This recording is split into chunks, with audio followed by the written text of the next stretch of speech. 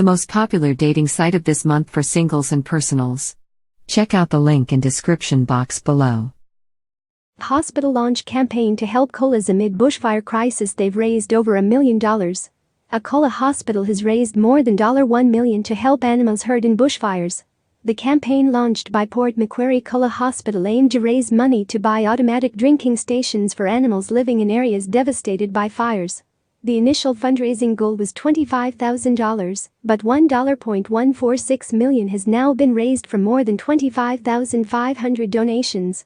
About 350 have died in the bushfires raging in New South Wales and Queensland. The hospital and National Parks and Wildlife Service crew leaders spend weeks searching for koalas in the Port Macquarie area devastated by bushfires. To date, 31 koalas had been brought into the hospital from several fire grounds.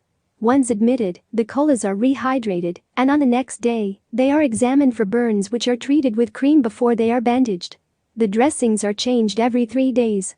Witnessing the damage caused by the fires, the hospital wanted to create new drinking stations in affected areas and a water-carrying vehicle to replenish them.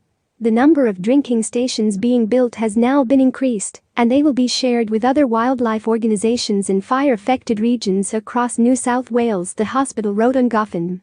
2 are being built for dispatch to the Northern Rivers fire area next week. Donations started to pour in after Tony Doherty was recorded running into an out-of-control bushfire in the New South Wales town of Long Flat to save the injured marsupial, named Ellenborough Lewis. Footage showed the koala, who had patches of fur missing, running close to the fires before Mrs. Doherty poured bottles of water onto him and wrapped him up in a blanket. "It was vulnerable, all I could think to do was to try and rescue him," she told Channel 9's Today. "We just jumped out, and I knew I needed to put something around him as I ran to the tree, so I just took off my shirt and covered him with it and tried to get him out of the fire." Mrs. Doherty said she could feel the heat radiating off Lewis as he screamed in pain. The organizers of the GOFN page posted an update on Friday and said they were blown away by the support from the public after their fundraising goal exceeded $1 million. "We are overwhelmed and humbled with gratitude for the support and care shown by people from all over the world for our efforts to care for koalas now and to try to ensure that we still have koalas for generations to come," the hospital said. The extra money will be directed to building a koala ark, which will allow the surviving koalas to be accommodated in a healthy habitat. Hopefully, these koalas will breed and a new population of koalas will be established for return to the wild. They said the generous donations will also benefit other wildlife affected in burnt areas. "Your kind donations make a massive difference in helping us to continue to look after these amazing creatures." As of Thursday, more than 50 fires are burning in NSW, with total fire bans in several regions, including the Illawarra and Shoalhaven.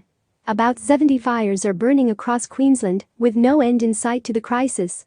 Meanwhile, Victoria has a total fire ban in place across the state and has declared code red conditions.